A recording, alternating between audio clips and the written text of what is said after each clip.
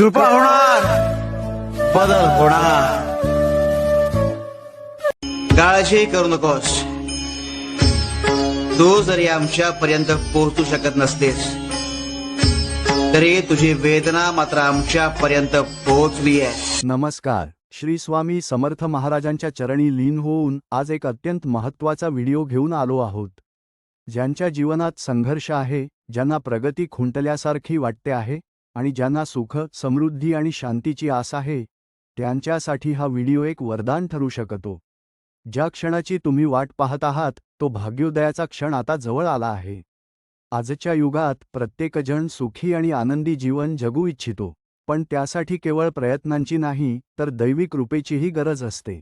आणि ही दैवी कृपा साक्षात अक्कलकोट निवासी श्री स्वामी समर्थ महाराज आपल्याला देत आहेत. मित्रांनो, आजचा हा खास मंत्र हा केवळ शब्द नाही तर स्वामी कृपेचा महास्त्रोत आहे.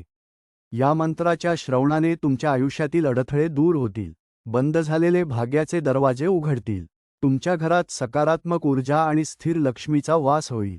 अनेक भक्तांनी याचा अनुभव घेतला आहे आणि आता तुमचा नंबर आहे. तुम्ही म्हणाल, केवळ मंत्र ऐकल्याने हे कसे शक्य आहे? तर याचे उत्तर आहे श्रद्धा आणि स्वामींच्या सामर्थ्यात. हा मंत्र तुमच्या अंतर्मनाला शांतता देईल आणि नशिबाला एक नवी दिशा देईल.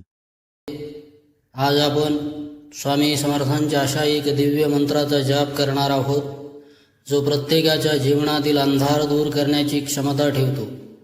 हा मंत्र केवळ शब्दांचा संचय नाही, तर साक्षात स्वामींच्या असीम शक्तीचा अनुभव आहे. या मंत्राचा तुमच्या जीवनावर, तुमच्या कर्मावर आणि तुमच्या भाग्यावर अचूक परिणाम होतो. हा दिव्य मंत्र ऐकल्यानंतर तुम्हाला एक सकारात्मक ऊर्जा आणि मानसिक शांतता अनुभवायला मिळेल. स्वामींच्या कृपेने आलेला हा दिव्य मंत्र तुमच्या आयुष्यात अभूतपूर्व परिवर्तन घडवू शकतो, कारण हा दिव्य मंत्र स्वामींनी तुमच्यासाठीच पाठवला आहे. हा मंत्र साधा नाही, तर हजारो भक्तांनी अनुभवलेला जागृत असा, इच्छा पूर्ण करणारा आणि संकटे दूर करणारा अद्भुत मंत्र आहे. स्वामी समर्थ महाराजांनी आपल्या भक्तांना नेहमीच सांगितलेले आहे, भिवू नकोस, मी तुझ्या पाठीशी आहे. स्वामींचा आशीर्वाद मिळाला तर आयुष्यातील मोठ्यात मोठे संकटेही पर्वतासारखे जरी दिसत असले तरी क्षणात नाहीसे होतात. या गुप्त मंत्रामध्ये अशी शक्ती दडलेली आहे की हा मंत्र रोज फक्त 15 मिनिटे शांतपणे मन लावून ऐकल्यास अथवा पठण केल्यास आपल्या घरातील अडथळे दूर होतात, सुख समृद्धी वाढते आणि सर्वात महत्त्वाचे म्हणजे मनाला एक वेगळाच आनंद, शांती आणि विश्वास प्राप्त होतो. आपल्यातील आत्मविश्वास जागृत होतो. आजच्या काळात मनुष्य तणावग्रस्त आहे. नोकरी, व्यवसाय, घरातील प्रश्न यामुळे अनेकदा आपण हतबल होतो. अशा वेळी हा मंत्र म्हणजे स्वामी समर्थांचा हात धरून चालण्यासारखे आहे. भक्तांनो, स्वामी समर्थ महाराजांनी अनेक भक्तांचे दुःख दूर केलेले आहे आणि आजही ते आपल्या भक्तांच्या पाठीशी उभे आहेत. तुम्ही कुठेही असाल, कुठल्याही अवस्थेत असाल, त्यांच्या नामाचा जप तुम्हाला आधार देईल. जशी मेणबत्ती प्रकाशाने अंधार दूर करते, तशीच ही स्वामी मंत्र जप सेवा तुमच्या जीवनातील अंधार नाहीसा करेल. तुमची इच्छा, तुमची स्वप्न आणि आकांक्षा यांना पूर्णत्वाकडे घेऊन जाईल. प्रिय भक्तांनो, ही स्वामी समर्थांची मंत्रजप सेवा तुमच्या जीवनात प्रकाश आणेल. ओम नमो श्री स्वामी समर्थाय सकलधनप्रदाय नमः. ओम नमो श्री स्वामी समर्थाय सकलधनप्रदाय नमः. ओम नमो श्री स्वामी समर्थाय सकलधनप्रदाय नमः. ओम नमो श्री स्वामी समर्थाय सकलधनप्रदाय नमः. ओम नमो श्री स्वामी समर्थाय सकलधनप्रदाय नमः. ओम नमो श्री स्वामी समर्थाय सकलधनप्रदाय नमः. ओम नमो श्री स्वामी समर्थाय सकलधनप्रदाय नमः. ॐ नमो श्री स्वामी समर्थाय सकलधनप्रदाय नमः। ॐ नमो श्री स्वामी समर्थाय सकलधनप्रदाय नमः। ॐ नमो श्री स्वामी समर्थाय सकलधनप्रदाय नमः। ॐ नमो श्री स्वामी समर्थाय सकलधनप्रदाय नमः। ॐ नमो श्री स्वामी समर्थाय सकलधनप्रदाय नमः। ॐ नमो श्री स्वामी समर्थाय सकलधनप्रदाय नमः। ॐ नमो श्री स्वामी समर्थाय सकलधनप्रदाय नमः।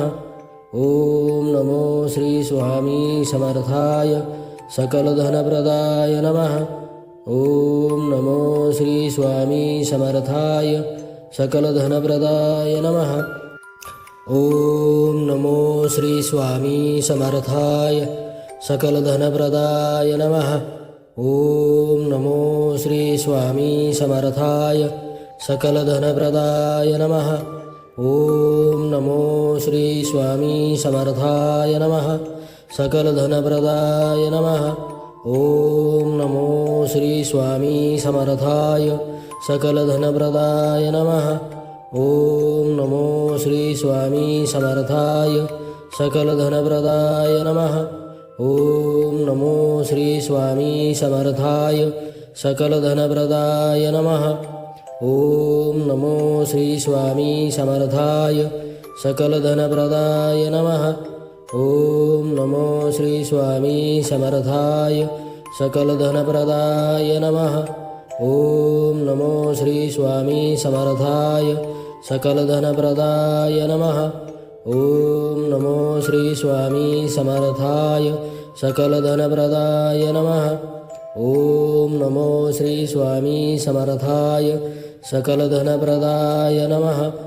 ॐ नमो श्री स्वामी समर्थाय सकलधनप्रदाय नमः।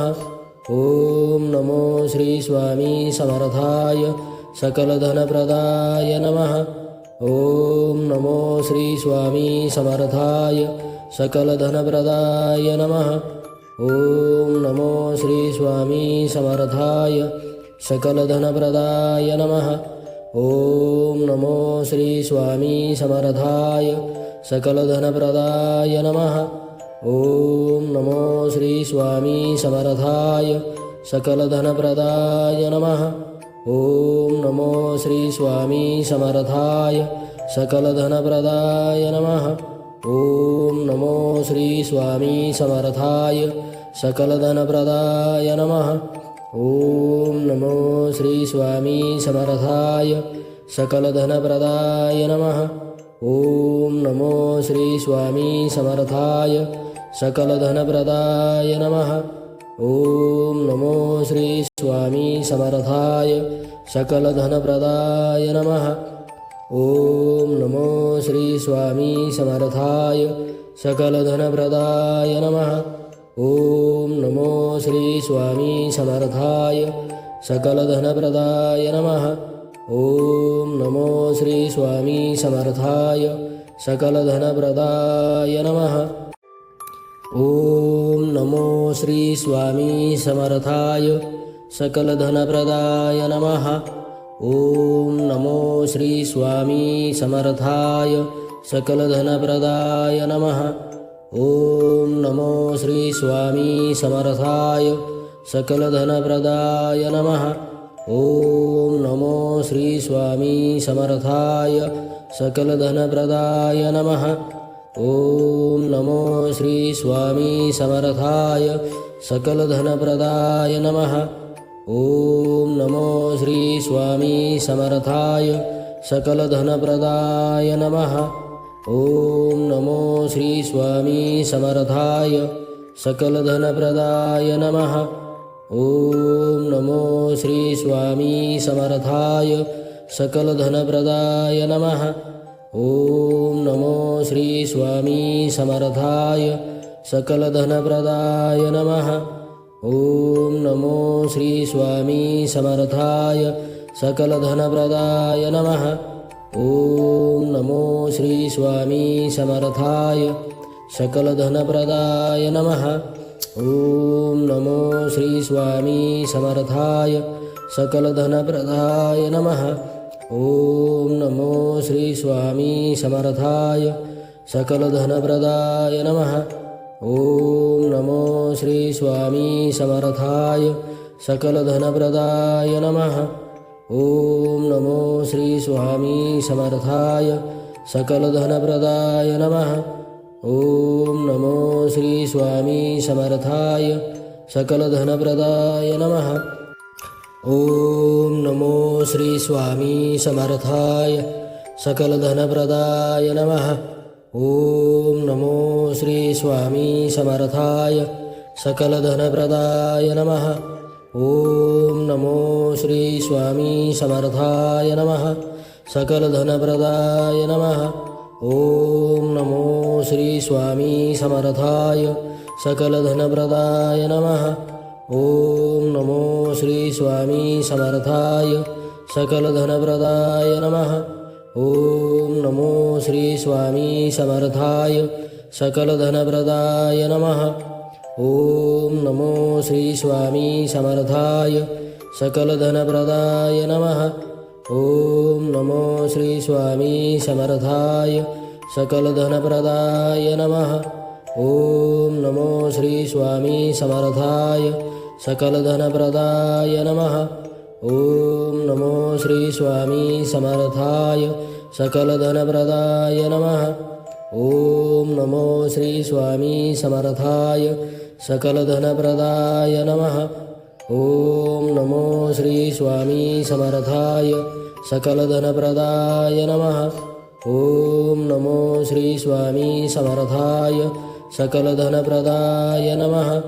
ॐ नमो श्री स्वामी समर्थाय सकलधनप्रदाय नमः। ॐ नमो श्री स्वामी समर्थाय सकलधनप्रदाय नमः। ॐ नमो श्री स्वामी समर्थाय सकलधनप्रदाय नमः। ॐ नमो श्री स्वामी समर्थाय सकलधनप्रदाय नमः। ॐ नमो श्री स्वामी समर्थाय सकलधनप्रदाय नमः। ॐ नमो श्री स्वामी समर्थाय सकलधनप्रदाय नमः।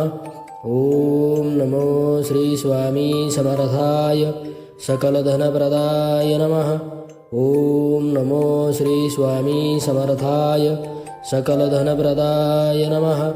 ॐ नमो श्री स्वामी समर्थाय सकलधनप्रदाय नमः। ॐ नमो श्री स्वामी समर्थाय सकलधनप्रदाय नमः। ॐ नमो श्री स्वामी समर्थाय सकलधनप्रदाय नमः। ॐ नमो श्री स्वामी समर्थाय सकलधनप्रदाय नमः। ॐ नमो श्री स्वामी समर्थाय सकलधनप्रदाय नमः। ॐ नमो श्री स्वामी समर्थाय सकलधनप्रदाय नमः। ॐ नमो श्री स्वामी समर्थाय सकलधनप्रदाय नमः। ॐ नमो श्री स्वामी समर्थाय सकलधनप्रदाय नमः। ॐ नमो श्री स्वामी समर्थाय सकलधनप्रदाय नमः। ॐ नमो श्री स्वामी समर्थाय सकलधनप्रदाय नमः। ॐ नमो श्री स्वामी समर्थाय सकलधनप्रदाय नमः। ॐ नमो श्री स्वामी समर्थाय सकलधनप्रदाय नमः।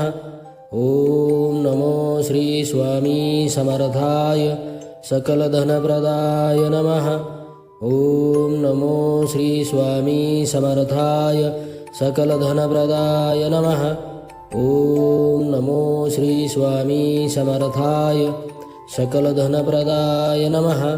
ॐ नमो श्री स्वामी समर्थाय सकलधनप्रदाय नमः। ॐ नमो श्री स्वामी समर्थाय सकलधनप्रदाय नमः। ॐ नमो श्री स्वामी समर्थाय सकलधनप्रदाय नमः। ॐ नमो श्री स्वामी समर्थाय सकलधनप्रदाय नमः। ॐ नमो श्री स्वामी समर्थाय सकलधनप्रदाय नमः। ॐ नमो श्री स्वामी समर्थाय सकलधनप्रदाय नमः। ॐ नमो श्री स्वामी समर्थाय सकलधनप्रदाय नमः। ॐ नमो श्री स्वामी समर्थाय नमः सकलधनप्रदाय नमः। ॐ नमो श्री स्वामी समर्थाय सकलधनप्रदाय नमः। ॐ नमो श्री स्वामी समर्थाय सकलधनप्रदाय नमः।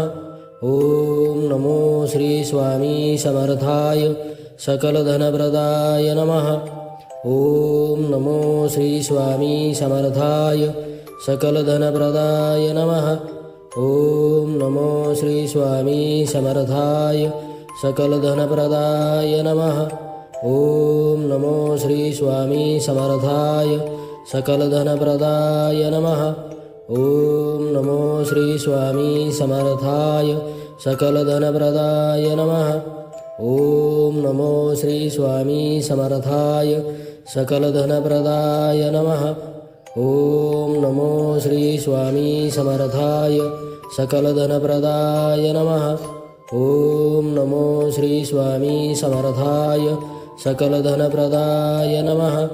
ॐ नमो श्री स्वामी समर्थाय सकलधनप्रदाय नमः। ॐ नमो श्री स्वामी समर्थाय सकलधनप्रदाय नमः। ॐ नमो श्री स्वामी समर्थाय सकलधनप्रदाय नमः। ॐ नमो श्री स्वामी समर्थाय सकलधनप्रदाय नमः। ॐ नमो श्री स्वामी समर्थाय सकलधनप्रदाय नमः। ॐ नमो श्री स्वामी समर्थाय सकलधनप्रदाय नमः। ॐ नमो श्री स्वामी समर्थाय सकलधनप्रदाय नमः। ॐ नमो श्री स्वामी समर्थाय सकलधनप्रदाय नमः। ॐ नमो श्री स्वामी समर्थाय सकलधनप्रदाय नमः। ॐ नमो श्री स्वामी समर्थाय सकलधनप्रदाय नमः। ॐ नमो श्री स्वामी समर्थाय सकलधनप्रदाय नमः। ॐ नमो श्री स्वामी समर्थाय सकलधनप्रदाय नमः। ॐ नमो श्री स्वामी समर्थाय सकलधनप्रदाय नमः। ॐ नमो श्री स्वामी समर्थाय सकलधनप्रदाय नमः। ॐ नमो श्री स्वामी समर्थाय सकलधनप्रदाय नमः। ॐ नमो श्री स्वामी समर्थाय सकलधनप्रदाय नमः। ॐ नमो श्री स्वामी समर्थाय सकलधनप्रदाय नमः। ॐ नमो श्री स्वामी समर्थाय सकलधनप्रदाय नमः। ॐ नमो श्री स्वामी समर्थाय सकलधनप्रदाय नमः। ॐ नमो श्री स्वामी समर्थाय सकलधनप्रदाय नमः। ॐ नमो श्री स्वामी समर्थाय सकलधनप्रदाय नमः। ॐ नमो श्री स्वामी समर्थाय सकलधनप्रदाय नमः। ॐ नमो श्री स्वामी समर्थाय सकलधनप्रदाय नमः। ॐ नमो श्री स्वामी समर्थाय सकलधनप्रदाय नमः। ॐ नमो श्री स्वामी समर्थाय सकलधनप्रदाय नमः। ॐ नमो श्री स्वामी समर्थाय सकलधनप्रदाय नमः। ॐ नमो श्री स्वामी समर्थाय सकलधनप्रदाय नमः। ॐ नमो श्री स्वामी समर्थाय सकलधनप्रदाय नमः। ॐ नमो श्री स्वामी समर्थाय सकलधनप्रदाय नमः। ॐ नमो श्री स्वामी समर्थाय सकलधनप्रदाय नमः। ॐ नमो श्री स्वामी समर्थाय नमः सकलधनप्रदाय नमः। ॐ नमो श्री स्वामी समर्थाय सकलधनप्रदाय नमः। ॐ नमो श्री स्वामी समर्थाय सकलधनप्रदाय नमः। ॐ नमो श्री स्वामी समर्थाय सकलधनप्रदाय नमः। ॐ नमो श्री स्वामी समर्थाय सकलधनप्रदाय नमः। ॐ नमो श्री स्वामी समर्थाय सकलधनप्रदाय नमः। ॐ नमो श्री स्वामी समर्थाय सकलधनप्रदाय नमः। ॐ नमो श्री स्वामी समर्थाय सकलधनप्रदाय नमः। ॐ नमो श्री स्वामी समर्थाय सकलधनप्रदाय नमः। ॐ नमो श्री स्वामी समर्थाय सकलधनप्रदाय नमः। ॐ नमो श्री स्वामी समर्थाय सकलधनप्रदाय नमः। ॐ नमो श्री स्वामी समर्थाय सकलधनप्रदाय नमः। ॐ नमो श्री स्वामी समर्थाय सकलधनप्रदाय नमः।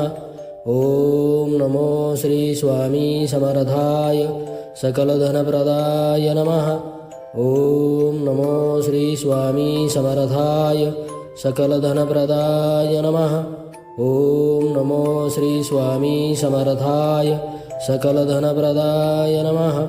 ॐ नमो श्री स्वामी समर्थाय सकलधनप्रदाय नमः। ॐ नमो श्री स्वामी समर्थाय सकलधनप्रदाय नमः। ॐ नमो श्री स्वामी समर्थाय सकलधनप्रदाय नमः। ॐ नमो श्री स्वामी समर्थाय सकलधनप्रदाय नमः। ॐ नमो श्री स्वामी समर्थाय सकलधनप्रदाय नमः। ॐ नमो श्री स्वामी समर्थाय सकलधनप्रदाय नमः। ॐ नमो श्री स्वामी समर्थाय सकलधनप्रदाय नमः। ॐ नमो श्री स्वामी समर्थाय सकलधनप्रदाय नमः। ॐ नमो श्री स्वामी समर्थाय सकलधनप्रदाय नमः। ॐ नमो श्री स्वामी समर्थाय सकलधनप्रदाय नमः। ॐ नमो श्री स्वामी समर्थाय सकलधनप्रदाय नमः। ॐ नमो श्री स्वामी समर्थाय सकलधनप्रदाय नमः। ॐ नमो श्री स्वामी समर्थाय सकलधनप्रदाय नमः। ॐ नमो श्री स्वामी समर्थाय सकलधनप्रदाय नमः। ॐ नमो श्री स्वामी समर्थाय सकलधनप्रदाय नमः। ॐ नमो श्री स्वामी समर्थाय सकलधनप्रदाय नमः। ॐ नमो श्री स्वामी समर्थाय सकलधनप्रदाय नमः। ॐ नमो श्री स्वामी समर्थाय सकलधनप्रदाय नमः। ॐ नमो श्री स्वामी समर्थाय सकलधनप्रदाय नमः। ॐ नमो श्री स्वामी समर्थाय सकलधनप्रदाय नमः। ॐ नमो श्री स्वामी समर्थाय सकलधनप्रदाय नमः।